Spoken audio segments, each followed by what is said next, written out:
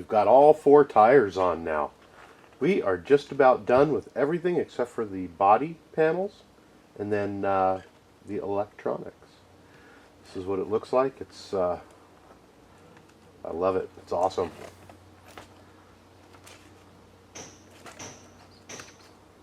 Something else.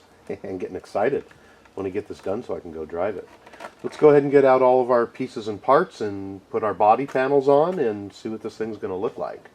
Alright, got all my body panels. There's little dimples in there. You're going to want to drill out wherever there's a dimple.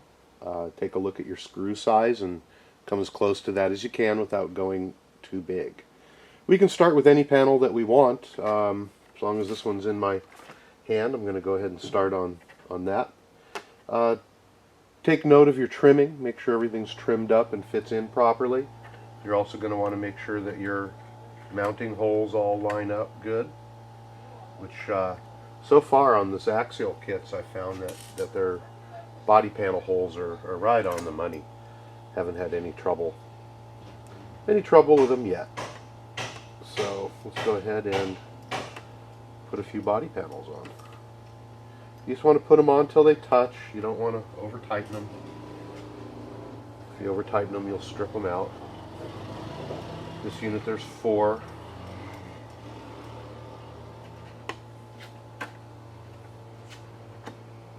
Not wanting to line up here. There we go.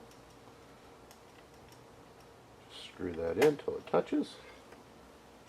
Pretty straightforward on these. I just used a black paint.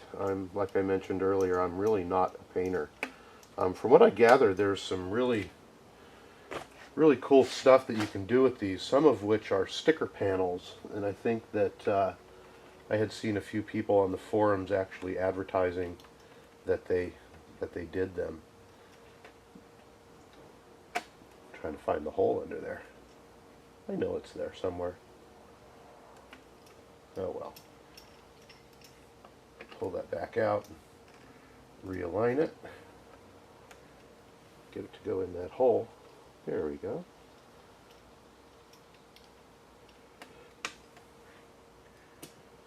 Some really neat paint jobs and body schemes, and I've seen some very interesting things going on with these bodies. So it's limitless as far as your imagination goes. Okay, there's the hood. Got all 4 in there. Next we're going to do the top. Goes on just the same. And then we will do our body panels. And they go on the same way as those do. Let's go ahead and get these on and we'll be back when that's done. Alright, well, we got all the body panels on. We put some stickers on. And at this point we have the truck 100% built minus the electronics. This is what it's going to look like. We're going to put our electronics in. It's going to take a couple more episodes, and as soon as we get decide what we're going to use, we're going to get this thing rolling. I'll tell you, I really am pleased with the way that this turned out. It was a very easy kit to build, yet it was challenging. If you're a first-time kit builder, it's going to be great for you. If you want a Wraith to customize rather than buying a ready-to-run, the kit is the way to go. And just out of pure building of a kit, I highly recommend it. Had a great time with it. Now I just can't wait to get the electronics in this thing so I can go out and drive it. So stay tuned, and we'll have a couple episodes coming up of electronics.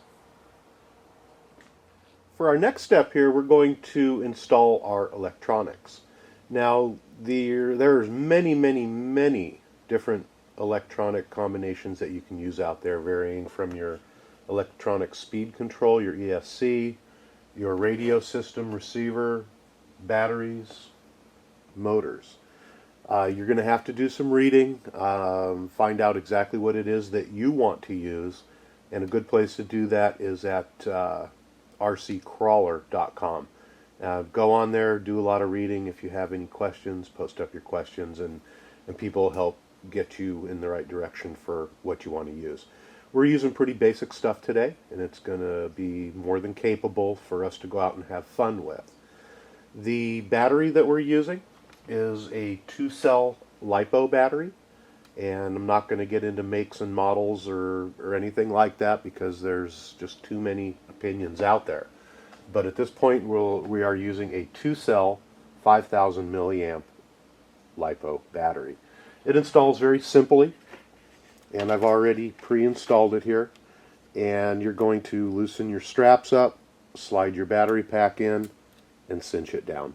The 2 cinches. Very, very simple. I have chosen to run the battery lead out the bottom, and I'm going to pin it up and go across, which we'll show you later. Or I might change my mind once it's all together. There is no really right way or wrong way, as long as your wires are pinned up out of the way where they're not going to get wrapped around a wheel or scraped on any rocks. I have removed the body, and to do that, there's the 8 screws on the chassis, and then your 4 shock mounting screws. Very simple to take off. And I've also removed my hood so that we can work on the radio box. Quickly here, I've chosen to use the Axial ESC, which is the AE2, and it's what comes in their ready-to-run models. One thing that I have done that's a little bit different is I don't like Tamiya connectors, so I have removed that and put on a Dean's connector. However, you can use whatever connector combination that you would like that goes to your battery. You can also do the same where it goes to your motor. However, the motor that we are using is the one that we installed earlier in our videos, which is the 20 turn, which already has the same bullet connectors on there. It's not a huge amp draw motor, so we're going to go ahead and leave those alone.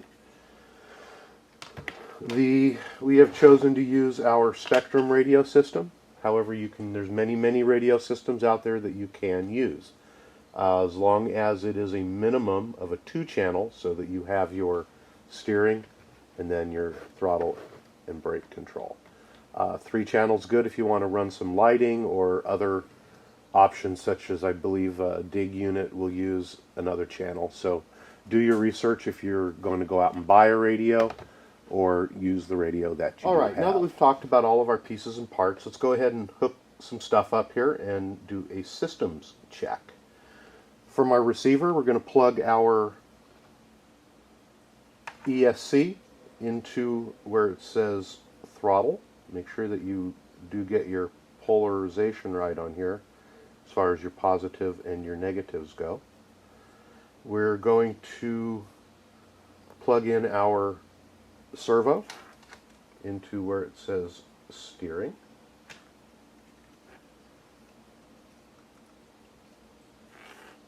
And before we go any farther, what we're going to want to do is make sure that we're bound. So we're going to plug in our battery and turn on our switch.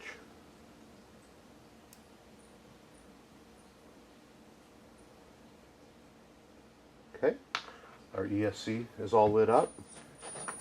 We have steering and we are bound. If you're not bound, go to your directions and figure out how to bind it.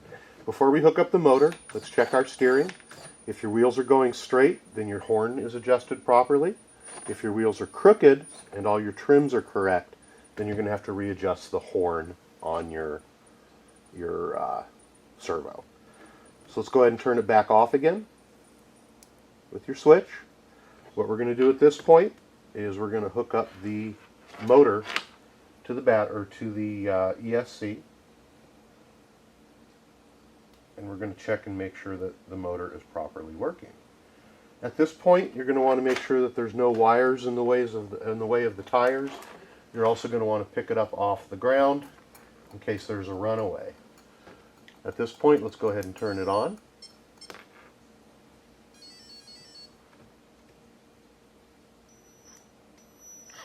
And we have forward and we have reverse. Okay, that's all good news. Let's go ahead and turn back off our switch.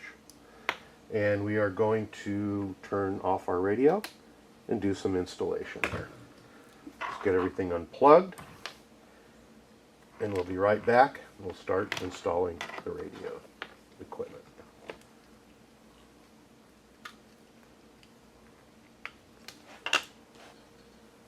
First thing that we're going to do is to install our ESC into the mount that we have. There is a mount designed specifically for this ESC that we went over earlier in our build.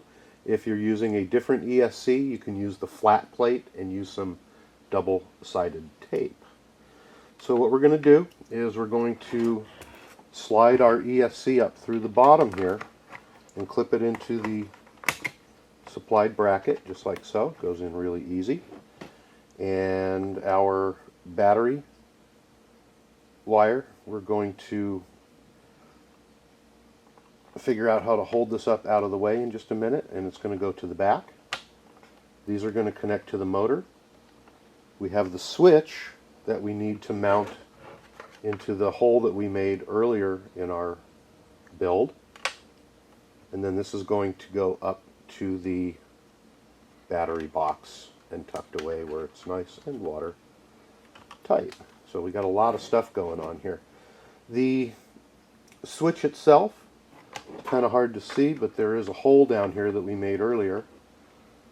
We'll hold this up here, and we're going to use some screws to hold that in, and that's going to allow us to turn our unit off from right in here.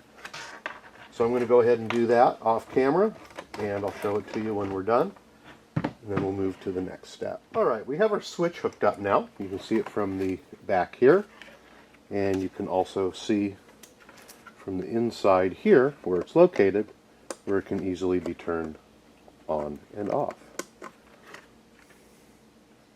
While we were at it, we cleaned up some of our wires with some zip ties. Goes back. I've placed it in a connector in a place that's easier for me to connect and unconnect and is not going to get in the way of anything underneath, so that we can charge our battery and take it out and put it in without any problems. So our next step is going to bring us around to the battery box here. Before we do that, I think that I am going to mount my body back up to the chassis. And before we do that, what we're going to want to do is make sure that we connect our motor connections here, because they're kind of tucked up under there. We're going to put the plastic coatings over them so they're nice and watertight, just like so. Now we're going to go ahead and place this all back together, screw everything back on, hook our shocks back up, and then we're going to start working on the radio box.